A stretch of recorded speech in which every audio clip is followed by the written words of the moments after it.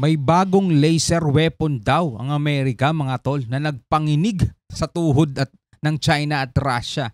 O yan tong bagong laser weapon na to. Yan ang ating aalamin mga kapatid mula rito kay Maharlika TV. Siyempre bago natin to simulan, hinihikayat muna kita, huwag mong kalimutan mag-subscribe sa kanya. At kung bago ka pa lamang dito sa ating YouTube channel at trip mo yung mga ganitong klaseng commentary and reaction video mga tol, huwag mo rin kalimutan mag-subscribe, click mo na rin ang notification bell para ma-notify ka whenever na may mga bago tayong reaction video na tulad nito. Huwag na natin patagalin pa, total wala na rin naman tayong hinihintay na panoorin na natin to mga tol.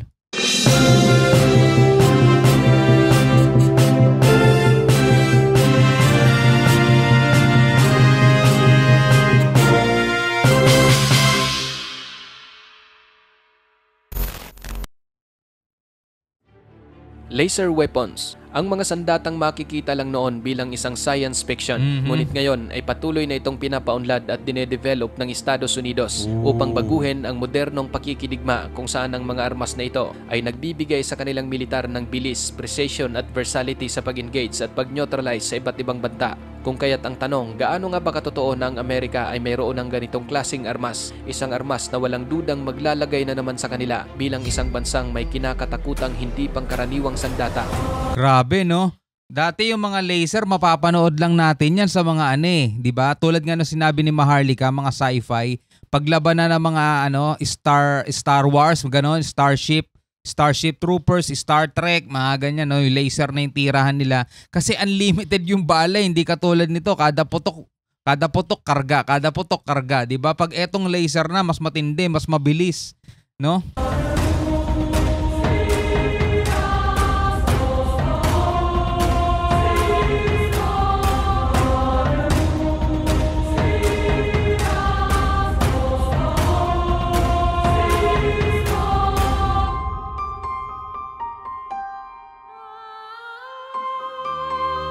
Yan no? December 2014, White Sand, New Mexico. Isang matagumpay na test ang isinagawa ng US Air Force Research Laboratory kung saan gamit ang fiber optic lasers, pinabagsak nito ang maraming Air-launched missile na mga target.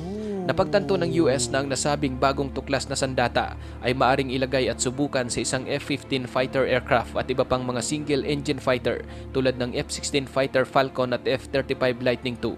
At kung mapapatunayan na ito ay isang viable at effective tulad ng kanilang inaasahan, ang mga nasabing laser weapon ay walang dudang magkakaroon ng malalim na epekto sa aerial warfare kung saan sa pamamagitan nito, mas mapapahusay ang survivability ng mga fighters, bombers, tankers at kahit na ang mga transport plane laban sa mga napakamapanganib na anti-aircraft missile.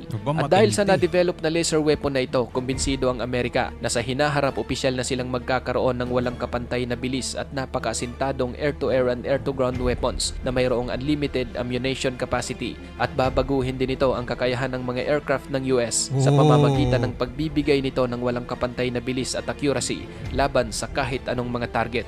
Putek, pag naging ganyan ng kakayanan ng US, no, kakaiba na yun, parang si Iron Man, di ba? Hindi nangangailangan ng kung ano-anong rocket sa katawan, yung mga laser cannon niya lang ang ginagamit mga tol. Ang tindi nun. Talaga magiging number 1 talaga sila, no? Mangunguna sila sa lahat ng bansa at meron silang sandatang katatakutan ng mga makakalaban nila. Alala ko to sa sa mga nilalaro kong games, yung mga Yuri's Revenge, mga ganun, mga Prism Tank, mga ganon, mga Prism Tower, 'di ba, mga laser yung mga pangtira nila. Grabe, kakaiba 'yun. Siyempre kung tayo, kakampi na lang din naman tayo, di kumampi na tayo sa malakas, di ba? Mabilis na naging tanyag sa US ang nasabing mga laser weapon at agad itong sinubukan ng US Army na i-apply sa mga maliliit na armas at mga helicopter-mounted anti-drone at missile lasers at bilang close defense system sa mga barko ng US Navy kung saan naging isa itong malaking bentahe sa labanan dahil sa pagiging mahirap mapantayan ng speed of light, stealth capabilities at walang kapantay na precision. At bukod pa riyan, napakababang halaga lamang ang bawat shot ng armas na ito. Ngunit mayroong halos unlimited ammunition capacity, bagay ng naturang laser weapon ay masasabing isang uri ng highly cost-effective and efficient. Ngunit ang naturang mga laser weapon ay nangangailangan ng isang significant amount of power upang mapanatiling hindi naghihiwalay ang liwanag, lalo na kapag ito'y gagamitin sa malalayong distansya. Mariring maranasan ng armas ang pagbaba ng pagiging epektibo kapag ginagamit ito sa hazy atmospheric condition dahil ang laser beam ay maaring kumalat at ang mga ito ay bumubuo ng thermal build-up sa panahon ng operasyon na maaring kailangan ito ng isang cooling system at napakalaking power source upang matugunan ang ganitong mga hamon. Ang laser weapon na ito o ang Self-Protect High Energy Laser kung tawagin ay pangunahing gagamitin bilang isang defensive active protection system. Idinisenyo ito upang wasakin ang papalapit na target gaya ng air-to-air at surface-to-air missile o mga long-range missile ng Russia at surface-to-air missile o R-37 air-to-air missile na maaring nagbibigay banta sa mga mahihinang suportang radar at mga tanker planes mula sa mahigit 200 milya ang layo. Wala ring tinatawag na kinetic effect ang nasabing mga laser weapon. Mabilis at asintado umano nitong wawasakin ang mga sensitibong optical guidance system ng mga paparating na missile.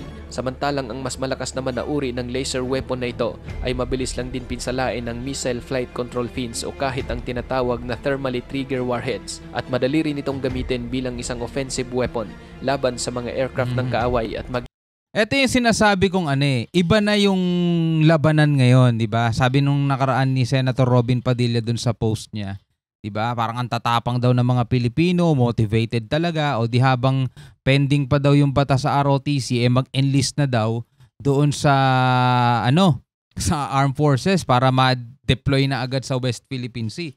Na parang sinasayko niya yung bawat isa, no? Na parang masyado kayo matatapang. Sige nga, mag-enlist nga kayo. Hindi naman kasi ang labanan ngayon paramihan ng sundalo, no? Palakasan na talaga to ng armas. Bawat bansa nagde-develop ng kanilang mga armas na gagamitin nila if ever, no? If ever, mga kapatid, gagamitin nila yan sa panahon na hindi nating gusto. So kahit na gaano karami yung ating mga sundalo at gaano karami yung mga sundalo ng isang bansa, na tipong wala ng sibilyan, lahat sundalo na lahat, wala pa rin silang laban kung ang kalaban nilang bansa merong kakaibang sandata na katulad nito. Kaya imbis na tayo ng mga mamamayan natin, sibilyan natin na mag-enlist na kayo para deploy kayo, di ba? Dapat ang tinitignan natin diyan, mga tol, yung kakayanan ng ating bansa laban sa kakayanan ng isang bansa. Kung ano yung weapon na meron tayo at kung ano yung weapon na meron sila. Yun dapat na nade-develop natin. At habang wala pa tayo nun, mga tol, syempre panatilihin muna natin ng diplomasya. Diba? Diplomasya muna habang nagpapataas tayo ng ating kapasidad, kapabilidad. At syempre, wag nating kalimutan yung pakikipag-alyansa kasi napakahalaga yon. Sa isang bansa, wala naman sigurong isang bansa, no, na talagang wala siyang kaalyadong lugar o wala man lang siyang kaalyansang bansa, di ba? Lahat ng bansa meron yan, mahalaga yon. Sa mga surface targets. Maaring mag-double duty ang isang laser weapon bilang mga sensor system na nagtataglay ng napakabilis na engagement laban sa mga paparating na banta kung saan gumagana ito sa bawat potensyal na target sa pamamagitan ng pagpuntirya sa isang direktang linya.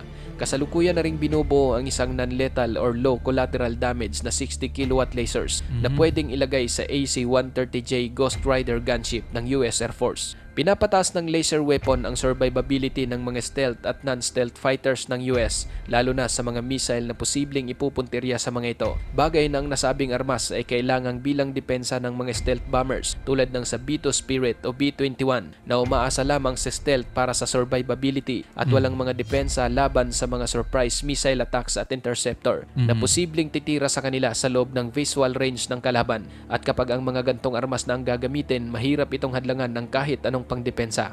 Binubuo ng tatlong bahagi ang Self-Protect High Energy Laser Demonstrator Program ng US Air Force. Ang mga ito ay ang Laser Advancement for Next Generation Compact Environments na dinevelop ng Lockheed Martin at Air Force Research Laboratory. Ang Thrift Control System device na ginawa naman ng Northrop Grumman at ang Laser Pad Research and Development Container sa ilalim naman ng Boeing.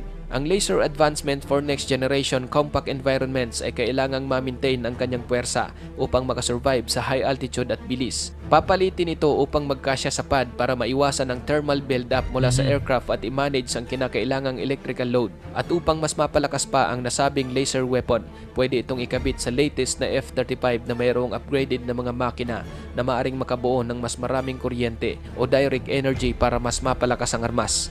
Ngunit ang Air Force Research Laboratory ay naglabas ng isang paunawa para sa 6 na buwang pag-aaral na tinatawag na Compact High Energy Laser Subsystem Engineering Assessment o CHELSI. Layunin nito na upang magkaroon ng maraming option kung ano ang pinaka-inaasahang teknolohiya para sa mas makapangyarihang laser, kung saan ang mas malakas ay maaring ipalit sa Self-Protect High Energy Laser Demonstrator upang mas magiging angkop para sa mga offensive application. Plano din ngayon ng Air Force ang isang laser weapon na ikakabit sa kanilang paparating na 6th generation fighters nang hindi nakukompromiso ang aerodynamic at radar stealth na katangian ng aircraft. At plano din nilang pagsamahin ang sapat na power management capabilities upang sumuporta sa armas na mayroong mahigit 100 kilowatts na puwersa para sa anti-air and surface na mga targets. Ang ikatlong programa ay kinasangkutan ng pagbuo ng mga drone na armado ng laser o laser-armed stealth drone. Idinisenyo ito upang manmanan at sirain ang mga mapanganib na ballistic missile site. At noong 2010 sa isang test, matagumpay na napabagsak ng Air Force ang 2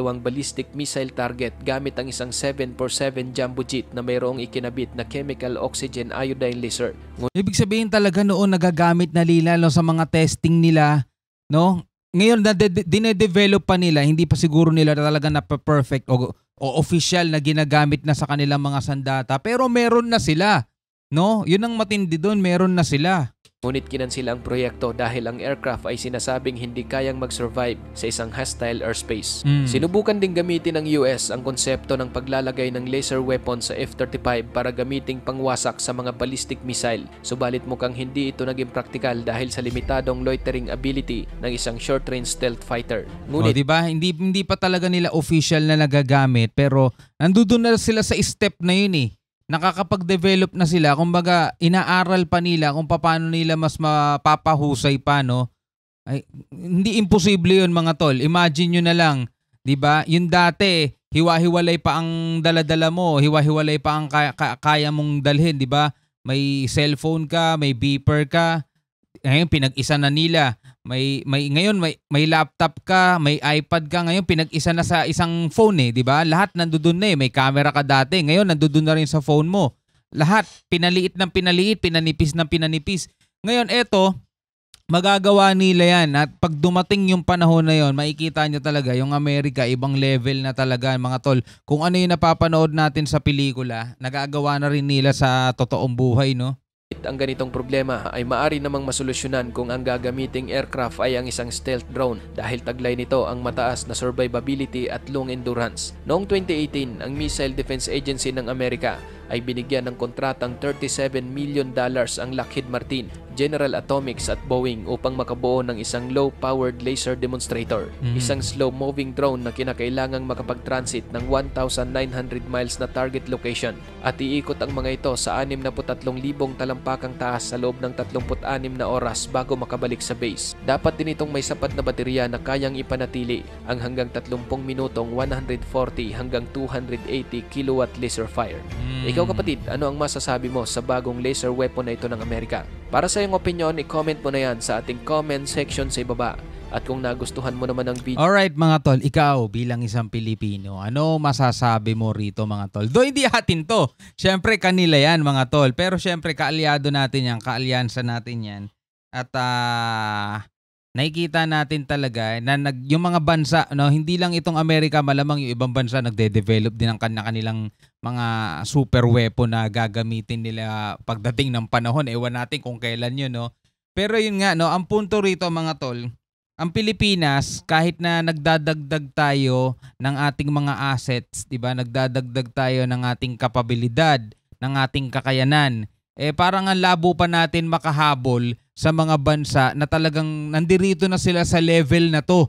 Tayo nandoon pa lang tayo sa napag-iwanan na nila, no? Bilang ebidensya, bilang patotoo, yung mga barko nila na napaglumaan na nila kasi meron na silang upgraded version. Yung mga napaglumaan na nilang barko, helicopter, jet fighter, binibigay na lang nila sa atin mga tol. Tas yun naman yung pinaka-upgraded natin, which is napaglumaan na nila. at sila nagde-develop ng sarili nila, tayo bumibili lang mga tol, no? So nakikita nyo naman kaya kailangan natin talaga makipag-alyansa kahit nasabihin natin dapat tayo bida, dapat tayo tumindig sa sarili nating mga paa. Oo, totoo naman yun mga tol, kailangan talaga natin yun. Ipakita natin sa buong mundo na kaya ng Pilipinas yan, pero hindi pa rin masama makipag-alyansa mga tol. Para yung meron sila, nagkakaroon din tayo, 'di ba? Yung mga kakaalaman nila, nalalaman din natin, 'di ba? Ikaw, bilang isang Pilipino, ano ang masasabi mo? Comment ka sa baba, mga tol. Maraming salamat sa panonood hanggang sa muli. Ako nga pala si Shobal D. Peace out.